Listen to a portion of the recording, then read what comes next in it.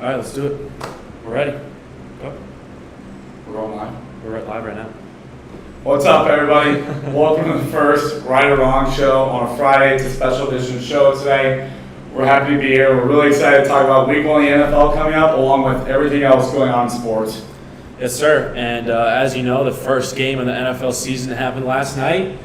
And Lions and Chiefs. The Lions came out on top 21-20. Now, Goose, really awesome to have football back, first off. Honestly, incredible. Sitting down there with the boys, getting ready to watch the game. Hearing that song on the TV, man. This is nothing. You can't recreate the NFL. There's just no way. Yeah, there's just a different type of feeling. It was good to have it back. What a great game last night. But I don't think Great's a strong word for it. It was a great game. Close game, 21-20. It was pretty entertaining. Great for Lions fans, not so great for Chiefs fans, which I think a lot of people didn't expect. So, Goose, tell me, did the Lions win this game, or did the Chiefs lose it? I mean, I got to come out here and say, first and foremost, the Chiefs lost this game. From the get-go, they had problems at wide receiver without Travis Kelce being there as their top passing target. They had problems at defensive line with Chris Jones holding out over his contract. He forfeited a game check of $1.2 million for not playing last night. And eventually those checks are going to add up, so he's going to have to get his contract signed and come back. But I think the Chiefs lost this game due to, a lot of things. It was really hard to watch. Very, very hard to watch with their drops. You can see it on the screen right there. Kadarius Toney came over from the Giants last year, and he played pretty well last year. But this year, this was a horrible game. He's going to need to bounce back mentally from this game. But yeah, I think the Lions, they held the Lions to 14 offensive points. The Lions didn't really do anything to maybe say, wow, these guys played their butts off. Like, they scored 14 offensive points. They turned the ball over. They didn't capitalize in certain situations in which they could have. They went for it all the time on fourth down and still didn't even advance the ball that much. I just think the Chiefs made so many errors, penalties in huge situations. Jawaan Taylor was lined up behind the center's belt, which is apparently illegal. The entire game, he went early almost every snap. I just thought the Chiefs looked really, really bad out there. I was honestly embarrassing for the defending champs. 100% agree. However, I think the Lions did win this game more than the Chiefs lost it. How can you say that when they dropped so many balls? Because the Lions came out there. You're in this super hostile environment in Arrowhead, and they came out and they played really well. Really? The Lions. They scored 14 points on offense. I know they did, but they were, and their defense is not like they shut down the Chiefs. No, I know. Their defense was playing a Chiefs team that had only a quarterback. That's what they won the game because they did what they needed to do on the fourth quarter. They had a 9-play, 75-yard drive, ate up the clock, and went down there and they finally got back to what they knew, and that's running the ball up the middle. Yeah, they punched the ball in. They went back there and they showed you this is who the Detroit Lions are, and they won the game. They took it out of the Chiefs' hands. The Chiefs had the game solely in their hands, and the Chiefs got punched in the mouth when the Lions went down there and scored that drive, and that's when the mistakes really started piling up. You had the mistake with Kadarius Toney early in the game for the pick six. Everyone has a bad game, but everyone fell apart at the end. Jawaan Taylor, Toney, Sky Moore had to drop on 4th and 25. Yeah, that is when everyone started to fall apart when they got punched in the face. So that's why I think the Lions won the game, because they just got physical right in their face. Even as the Chiefs were kind of pulling away when it was 20-14. They had self-field goals, though, so the Lions were always in striking range. Yeah. And, the defense held out. Like you said, they held them to 2 field goals there at the end. That could have been 2 touchdowns. True. They won the game. Yeah, they did a very good job. I can't say I'm that impressed with this win, but it's still a win in the scorecard. The Lions haven't won their season opener in 6 years before last night. Yeah. So props to them, and congrats on the win to the Lions. You know who looked good last night? Sam Laporta. A lot of really good blocks last night. If you remember, that's your rookie breakout prediction. And under the radar breakout prediction, Sam Laporta, tight end for the Lions. I couldn't handle it because Will Clark would not stop being head over heels over that guy. And I'll admit, he did look pretty good for a rookie tight end in Week 1. Shout out Will Clark. All right. Really great game. Glad we got it. Chiefs fumbled it away just as much as the Lions won it. I think we can both kind of come to that. It was bad. But, man, we can't wait for these football games coming up on Sunday. All right. Well, moving on more so into another sport. Men's USA basketball just happened today. They lost, and the FIBA World Cup semis. Goose? Anything you got to say about that? I haven't talked about basketball in a while, and I can't say this is the way I want to start talking about it again. The World Cup gives every country the opportunity to showcase its best players. And far and away, the United States is the best players in the world at this sport of basketball. There's freaks like Luka and Giannis and Jokic, but far and away, the United States is the most talented roster. I think the U.S. is the most talented because they're the deepest. Oh yeah. Yeah, I mean you're gonna have that one player on another foreign team that's good, and it's like the same thing with the Dream Team and Kukoc, right? Yeah. Like everyone's like, oh, Kukoc is gonna take him far, and then the Dream Team goes against him and they smash him by like 30 points. Yeah. So the U.S. should be doing that, and it seems like we've reverted back to our ways of. It's mediocrity. Let's send the D team over. Like I said, the meme team. Here's what I gotta say. People on the air this morning were talking about how we don't feel our best players for the World Cup. And we don't. We're not even close. I mean, our starting lineup, our starting five wouldn't have any of the current players on the team on it if we had a real starting lineup. Because that would be Steph Curry, Damian Lillard, LeBron, Kevin Durant, and like Anthony Davis, right? None of those guys played for the team, which sucks. But I'm gonna tell you why they should win the World Cup every year, even without their best players. Jalen Brunson, all the guys on that team, Josh Hart, all of them are really fantastic, well above average NBA players. And you know who they played today? They played Germany. Do you know who Germany's star player was today? It was Dennis Schroeder, who's on a veteran's minimum contract in the NBA right now. Yeah. How are a bunch of guys who are making $20 to $30 to $40 million per year in the NBA right now losing to a guy who is leading a team of non-NBA players and he's getting the veterans minimum? The talent disparity, even when the USA doesn't send its best players, is huge, and they should be able to get it done every time. Messing around and being down 10 points to Germany with 6 minutes left is unacceptable. They can't rely on a comeback every time. Yeah, I agree. I think the U.S. just kind of got too cocky with it, honestly. I think if you looked at it around... They lost to Lithuania last week. Yeah, they got too cocky. Yeah. I think it cost them. I think they just got too cocky. This one cost them. And, I think everyone knows the U.S. has the best talent. The U.S. knows they have the best talent. And they go out there expecting not to put on a show, or expecting to put on a show rather than playing the game and wanting to win. And these countries are fighting for their, own pride. They are. The Americans don't have enough pride, and I don't know how they have so little chemistry, because they're all great players. Great players. And they should be able to mesh well together and actually put out a product that wins games. They didn't even make it to the finals, the semifinals. They lost to Germany. Daniel Tice, who isn't in the NBA anymore, and Dennis Schroeder were their best players. They're running pick and rolls with Daniel Tice and Dennis Schroeder, and they're getting covered by Jaren Jackson Jr., the NBA's leading shot blocker, and Josh Hart, who was like Tom Thibodeau's favorite player on the New York Knicks. Walk-down defender, great rebound with the guard position. He can shoot, he can score. Anthony Edwards, that dude is gross. Yeah, he's like dope. Anthony Edwards just, they lost 4-1 in the Nuggets, but Anthony Edwards is damn well best to win that series for the Minnesota Timberwolves. He averaged 34 in the series. Yeah. And then here he goes in the World Cup, and he's having threes fall short with even the shorter 3-point line, not playing great defense. It's really frustrating to see. I don't know if it was fatigue or I can't support America when we're losing the World Cup like this. Come on, guys, we gotta be better. No. We're hanging an American flag for y'all. Come on. What do you think the U.S. needs to do? Do you think that it needs to go back to that dream team, redeem team? Hey, let's send the redeemer team. Dude. Again. Yeah, that would definitely solve the problems, for sure, Tyler. That would solve the problems. Do you think they need a longer camp? What do you think? I don't. Because like you said, I agree. I think that they should have no problem. With the players they have, they should solve no problem. You're right. Yeah, exactly what I said. I don't know how long the other international teams practice together, but I can't imagine it's that long because Dennis Schroeder played an NBA season just like those other guys. Yeah. Now the rest of that team probably practiced together for a long time, I would think. Yeah. Because that's their main basketball, right? They're not in the NBA. But yeah, I don't know. The training camp is decently long. They've been training for the FIBA World Cup since it's September now. They've been there since early August. That's a whole month. Yeah. They can make it longer, but a whole month they should have. You know what I thought of this morning?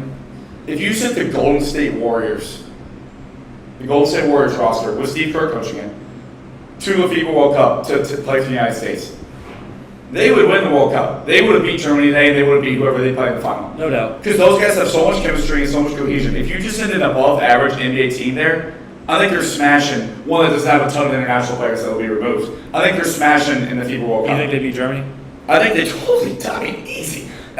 We're talking about chemistry being the huge limiting factor here, chemistry or effort. I think if they're playing together with their close teammates, the effort's there. And if they're playing with their close teammates who they play with for an entire 82-game season, the chemistry's there, and I think they win the World Cup. I also feel like it doesn't have the stakes necessary. You know, like it's the FIBA. No, it doesn't. It's the It doesn't. FIBA World Cup. Like But it's still a World Cup. Yeah, I I mean, know. it's the freaking World Cup of the world. the Earth. U.S. is supposed to like win these. These guys don't have enough pride for their country. Yeah, they don't. Like they have more pride for the NBA championship than they do. They have more pride for making money. Jalen Brown.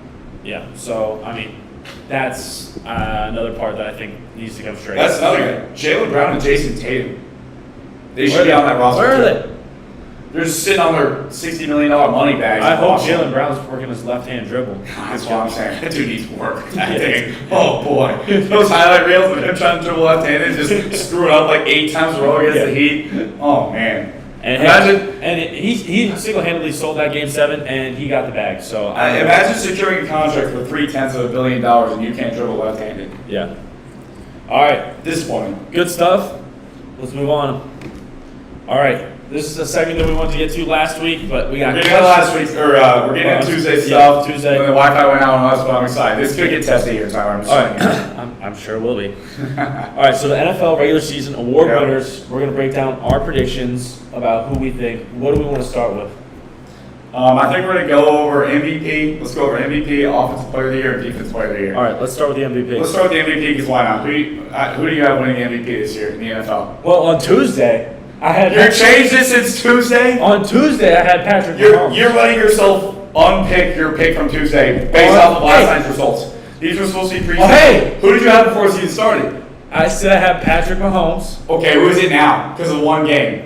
It's still Patrick Mahomes. Yeah, it is. Listen, the Chiefs, like you were saying today, I mean, we're looking at some of these takes today, post game one. Is the Chiefs dynasty over? I mean, are you serious? I can't believe they talked about that. I think it was Get Up. That's unbelievable. I can't believe you're saying that.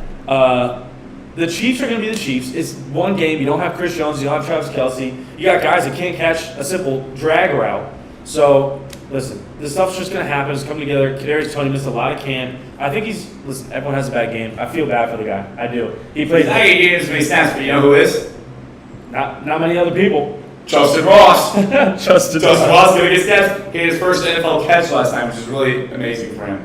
Congrats, Justin Ross, if you're watching. So you have Patrick Mahomes winning MVP? Listen, I have Patrick Mahomes, and the reasons why is because the Chiefs are still going to be one of the best teams in the league, and you need to be the best player on one of the best teams to win the MVP. You can't have just an exceptional season. Your team has to be in a winning position, and the Chiefs will be. Patrick Mahomes' stats are going to be unreal, as they always are. It's unfortunate that his team sold on him last night, but once Travis Kelce comes back, the engine's going to get moving again, and he'll be the MVP for 2 years in a row.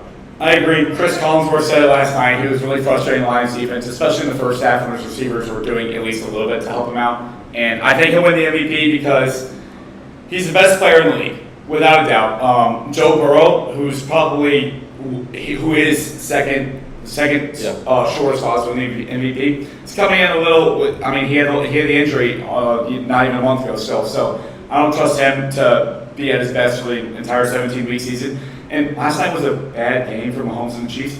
He still threw 2 touchdowns. Yeah, he did. He had an interception that was completely Not not his his fault. Hit Tony in the hands. Hit him in the hands. I mean, led it perfectly. It was a great ball on an easy catch. I mean, that was a 10-yard pass. Yeah. And it went to the defense. That was a Dak Prescott interception. He had like 4 of those last year where it bounced off the receiver and went to the defense. And people are going to give Mahomes credit for making a good throw there. They don't give Dak credit for making good throws, but that's okay. You know what else I think I- Mahomes is going to get it done. One of the improvements that I actually think I saw Mahomes in last night was his pocket presence. I think he navigated the pocket really, really well, and I think He did. I think he had the tendency because of his arm talent to just like back up and throw off his back heel because Yeah. he could. Yeah. I saw him really like back up, pull in the D lineman, and then step up and make a really nice. I throw. agree. I think coming off a Super Bowl win, he didn't have any, I'm just going to rest on my laurels after the Super Bowl. I think he got to work. I think his fundamentals look great. Yeah. And I think he used his legs very effectively when he needed to. He was the Chiefs leading rusher by double. He doubly rushed the next leading rusher for the Chiefs. He had like 45 yards on 6 carries. I mean, how good do you He have looks to be really good. The ankle was not a problem at all for sure. to be comfortable enough to go for it on a 4th and 25? Granted, it was the game, but that should have been converted. No other team in the NFL is going for it on 4th and 25. He looks really comfortable Nobody out else. there. I think it's just. I think another MVP's coming. Here's where I think we're going to have some disagreements with. Offensive player of the year. Just give me yours. This player was a little underutilized in his offense last year, but this year he has stepped into the lead role with a free agent departure. He plays for the Big D, and his name is Tony Pollard. Oh my God. I think Tony Pollard You're this year a clown. is going to be an all-purpose, You're a do it all lead back for the division-winning Dallas Cowboys. He's going to catch 50 to 60 balls this year from Dak Prescott. He's going to get the rock at least 200 times on the ground, and he's going to have a 2019 Christian McCaffrey-esque season. I think he's going to go for 1,200 to 1,400 yards on the ground and 800 yards through the air. He's going to rack up touchdowns. I don't think Deuce Vaughn is all that. I don't think the Cowboys running back room is all that. He broke his leg, but he's fully healthy. He's been fully healthy for months. He's an unbelievably athletic and talented player. I mean, every time the ball was in his hands last year, he just looked amazing. His yards after catch, great. His breaking tackles, great. His agility, his speed, his explosiveness, great. They might run to the ground this year, but by the end of the year, he will have the Offensive Player of the Year award. Coming from a Cowboys fan, folks, this is what we call delusional. Because Tony Pollard's not winning the Offensive Player of the Year. But He totally could, and you know it. For my sake, because he's on my fantasy football team, I hope so. Yeah. Tony Pollard, let's go. All right. Who's your Offensive Player of the Year? Mr. Big Shot?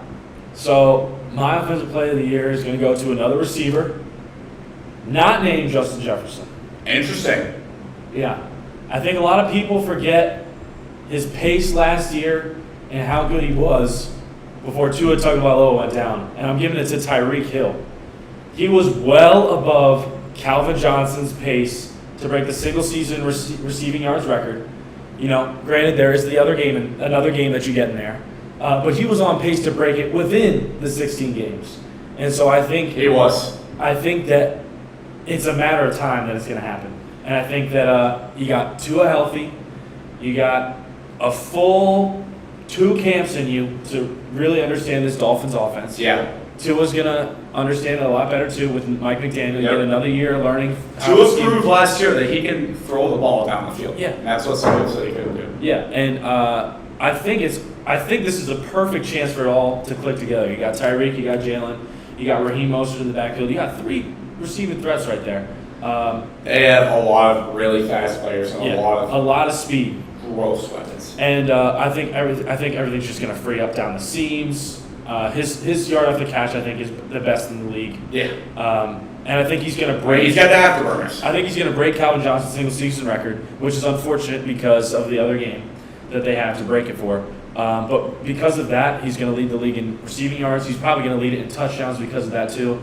And I think when you have a historic season like that, people have to give the award to you, which is why I'm going to give it to Tyreek. I agree. He could definitely win the award. I think it'd be really fun to see him win the award because he's an electric player to watch. Yeah. And I wish the best for Tua. I want him to stay healthy this whole year. Me too. If Tua stays healthy this whole year, Yeah. like you said, Tyreek is going to go crazy. He still finished with over 1,600 receiving yards last year, Yeah. which is an exorbitant figure. I mean, that's almost 100 yards per game. Yeah. And he had, random ass guys throwing balls to him late in the season. Skylar Thompson, who by the way almost beat the Bills in the playoffs. Though. He did. Skylar Thompson played his butt off. That's because the Bills are frauds.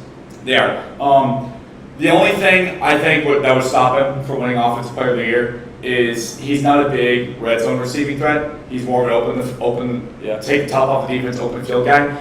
And even last year, I think he only had 8 touchdowns. I don't think he'll score enough receiving touchdowns to be worthy of that award compared to a guy who's Justin Jefferson, who's a little bit better route runner in the red zone. You think you got to have 10-plus touchdowns? You undoubtedly have to have 10 plus. I mean, Devontae Adams had like 14 last year. Justin Jefferson had 13, 12, something. I think a receiver to win Offensive Player of the Year again, with the amount of talent that the wide receiver room in the NFL this year, he's probably got to go for at least 14 touchdowns. I think that's good, but... And he could do it, I just don't think I think he the would. yards and breaking that record, which is my prediction, is what's going to push him over the top of that time. And I think Tony Pollard is going to be used so often in so many ways to score enough touchdowns to be the Offensive Player of the Year. Yeah, Tony Pollard. He's going to do it. All right, Defensive Player of the Year. Who you got? This one is another Dallas Cowboy. Okay. You know who it is. His name is Micah. He's the Lion, Micah Parsons. And listen, this isn't a hot take. This is Micah Parsons. He has the will to win more than almost anybody in the NFL right now. I mean, this guy has worked his butt off all offseason. He's been doing some crazy stuff like boxing, all this crazy extra training on top of Cowboys camp, all organized team activities he's been able to participate in. He saw Nick Bosa get paid. He was on the air, yesterday, the day before, Bosa got paid, saying, I'm chasing him, not in terms of money, but in terms of greatness. He acknowledged Bosa was better. And guys that are that good want to be the best at what they do. And I love Micah Parsons' mentality in that way. He tailed off at the end of the season, and I don't think it's going to happen this year. He knows the Cowboys have to play great down the stretch, be hot going into the playoffs, and he knows that he has to save his best for the playoffs if the Cowboys are ever going to break through their ceiling. Yep. My defensive player of the year, I couldn't agree more, Goose. I got Micah Parsons winning it. So we agree on 2 out of 3. 2 out of 3. Didn't think that was yeah. going to happen. Heck yeah. But I do have Micah Parsons as well. And for all the reasons you just listed, but I think the one that is going to be really good for him is the Cowboys, I think, are going to have the best defense in the NFL. That's just music to my ears. I really do think they're going to have the best defense in the NFL. Dan Quinn is still their defensive coordinator. He's a really, really good defensive coordinator. He coached the Legion of Boom, and I think that he's finally got another corner in Stephon Gilmore. So you got 2 great corners. Yeah. You've got 2 great safeties. By the way, I saw this today. Des Bryant ranked his top 5 corners in the NFL right now. And his 1 and 2 are Trayvon Diggs and Stephon Gilmore, which is just wild. I just wanted to point that out as the corners. I don't know if He might be a little biased. I think he might be a little Cowboy biased. Probably. Keep going. Sorry. But no, you're good. They have 2 great corners, and they've got 2 great safeties. I think there's going to be a lot of coverage sacks. Micah can get to the quarterback any way he wants. You're right. to. The coverage sacks And could increase this year. And he's going to be on the edge as well. So I think they're moving him full time to edge. Aren't I think they are too, and I don't even know where I stand on this because he's a top 3 edge rusher in the game. Yeah. So lining him up at edge every time when he only rushed from the edge 65% of his snaps last year could be a good thing. He'll get all more sacks. Could be that thing. He'll probably lead the league in sacks if he lines up at edge rusher That's what I'm saying. every down. But also, his biggest attribute is that he's so versatile and he can cover receivers and tight ends. He can cover running backs. He can rush the passer. He can line up in the middle. He can do anything you want. I like seeing him do everything. But, I mean, if we line up an edge rusher, like you said, every snap, and he goes for 19, 20 sacks this year, I'm not going to complain. I think he should. I'm not gonna I think complain. they're going to put him at edge more this year because of the help they've got in the secondary. Yeah. And they're going to, I think they're going to work the nickel package a lot more with Bland. Deron Bland. Rookie 5th rounder last year. Deron With Bland. like 5 picks. I love Deron Bland. Deron Bland, he's going to be a difference maker. They don't have He's to throw him on so the corner anymore. good. They can throw him in that nickel coverage. They're gonna have Deron Bland great is so good. Micah Parsons is going to come hot off the edge, and he's going to have a monster year. So I think he's going to be defensive player of the year for that reason. Yeah, that'd be great. I'd love to see it. Although I don't care about him winning defensive player of the year if we don't make it to the NFC Championship game. So. And even though the Cowboys are going to have the best defense, they're still going to be first-round exits. You don't even think we're winning a wild card game? We won a wild card game last year. Like we smashed Tampa 35-14. Because you guys are coming up to Seattle. If we see y'all in the playoffs, you better run. Hey, I'm ready for anybody. All right, well, moving on, Goose. We're going to go back to... Now we ain't even making the playoffs. I just want you to know that. We're not... The Seahawks aren't making the playoffs? I can definitely see a world where the Seahawks don't make the playoffs. Good night, everybody. CBS Sports says the Seahawks going 8-9, not making the playoffs. That's crazy. That's crazy. Just I saying. don't agree with that one bit. Just saying. All right. This is a segment for our head coach, Chris Lindauer, out there. We're going to talk about the Denver Praise Broncos. God, Lenny. Please be nice to us tomorrow. Yes. It's Saturday morning practice. We don't want a Cam special. Give us some sprint. Cam will be there. It's not going to be Cam. Okay, that's Keep great on news. saying. That's great news. Well, this is a segment on the Denver Broncos and Russell Wilson. Now, do you think they should keep Russ cooking in the kitchen? I think no. No, I don't. No, I don't. I think Russell Wilson. I don't trust their offensive line still at all. And they play out 3 wide receiver sets all the time with Nathaniel Hackett last year. He tried to do with Russell Wilson what he did with Aaron Rodgers in Green Bay, and he tried to have him line up in the shotgun, 3 wide receiver, 4 wide receiver sets with limited protection, and just huck it all the time. And you know better than anybody, Russell Wilson can huck the football. Okay. However, he didn't have the time. His footwork got sloppy. He tried to force things, and he tried to play hero Carson Wentz ball. It obviously didn't work. And just because Sean Payton's in there, they still have the same personnel. I don't think that letting Russ throw the ball 45 times a game out of the shotgun with a bunch of wide receivers is going to work. I don't think it's going to work for them this year. You're wrong. You're very wrong, and I would know better than anyone because he gave me so many good years. Gave me so many good years in Seattle. The Super Bowl championship. I can't hate on this man. And you know what? I think I'm we're going to see. not hating on him. No, I know. But I think we're going to see a whole lot of this, Russ. A whole lot of Russ in Seattle with some deep balls that are just perfectly placed. Oh, man. A whole lot of touchdowns. I know you get warm feelings in your tummy watching these highlights. Oh, yeah, I do, man. These are good times. We're going to see a whole That was a lucky completion. Yeah, it was. What a great play. But we're going to see a whole lot more of this, Russ. The problem was Nathaniel Hackett. That's How so? the problem. I know how so. Why don't you It's a explain it? scheme issue in Denver. I don't think it's a Russ issue. If you know Russ, he's not the biggest guy. He can't see over his line all that well, and I think you could see a lot of vision problems with him last year. He just was missing a whole lot of reads because he had too much to work with. He had 4 wide receivers, 4 reads that he had to go through. I'm not saying he can't do it, but it's not what he was used to in Seattle. In Seattle, they're going to have a power set. They're rarely ever going 5 wide receivers wide, 4 wide receivers wide. They're going 2 receivers, Tyler Lockett, DK, and they're having 2 tight end sets. You're going to have a lot more with that with Sean Payton. He understands that's what you need. He had a quarterback with Drew Brees around the same height. Russ is accurate, plenty accurate, especially on the deep ball more so than Drew Brees. He's got an arm just like Drew Brees had in like the late 2000s. Yes, and I think he's going to bring in that same type of scheme with Russ. I think he's going to make him start out the game with some short reads and then look for that long ball, a lot more play action, instead of stepping back in the pocket on the shotgun because that is not what Russ does. He's not a pocket passer. No, he's not. He's not a stand back there and wait like Tom Brady and throw the ball. He's not. You need to roll Russ out, get him outside the pocket, and make him make a decision because that's his best trait is making decisions. Like when he gets out of the pocket like that, I can throw it to Doug Baldwin, or am I going to make a move and get to the end zone? And Yep. that's what I think is going to happen. Do you still trust Russ's legs to be a true weapon in the offense? I do. I think if you asked me last year, I would have said no. The dude looked really bad in the pocket. He looked like he lost a whole lot of speed. But I follow him. I keep up with him a lot. Russ has lost nearly 20 pounds in the offseason. Wow. And lightened up. You know, I was starting to think as a Denver Bronco, his face was looking a little more full. I could kind of tell. Yeah, he bulked up a whole lot to bulk up on taking those hits. Uh-huh. And I think he realized that he's going to take those hits no matter what. And the more important thing is to have the mobility to get out of there to avoid those hits for him. To be quick, okay. I watched an article, or I read an article the other day on ESPN about a few quarterbacks who declined last year, and if they'll bounce back this year. One of them was Russell Wilson. They said they projected that he would only throw 24 passing touchdowns this year. That's, I mean, if he plays all 17 games, which we'll say he plays 16, that's a touchdown and a half per game. I do think he goes over that. I think he goes 30 plus, and I think the Denver Broncos finish second in the AFC West. 2? The Chiefs. You think Chiefs are going to win the AFC West? Yeah. I have my doubts after this week. I think the Chargers, dude. The Chargers are the Chargers. I agree. And I just don't know if you can ever tell, but I think the Denver Broncos are going to I think you having more with the Chargers is kind of crazy. What do you think their final record is going to be? My bold prediction. I think they'll probably be 9-8.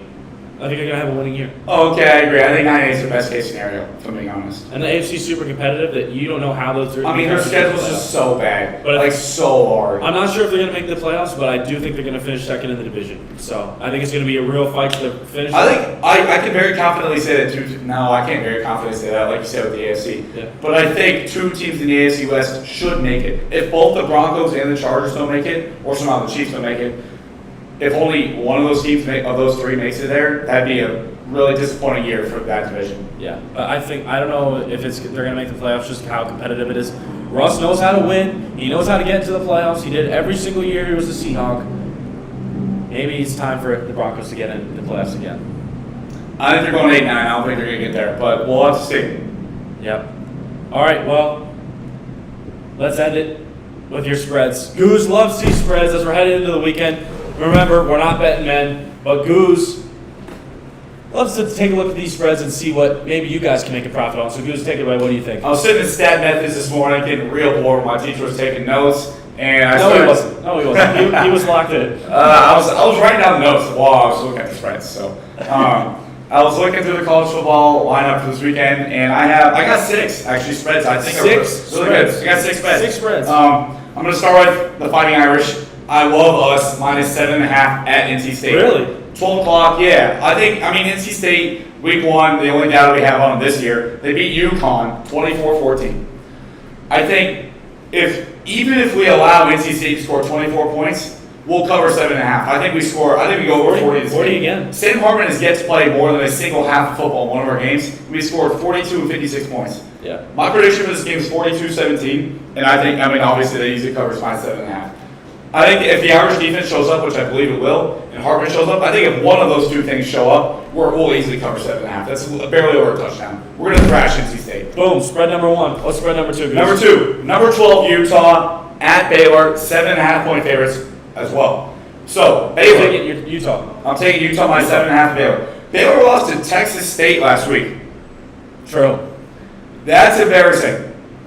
And you might say, oh, coach got them to run a lot this week in practice. They're fired up. They know they're going to come and play better. Well, guess what? If you lose to Texas State, you're just not a good football team. All right? I've seen a lot of really bad Baylor teams in my time. This is another one. Utah played their butts off last week with their backup quarterback. Even if Cam Rising isn't back this week from his torn ACL, which he might be, no matter what, they covered 7.5 against Florida. They will cover 7.5 against Baylor this week in Waco, Texas.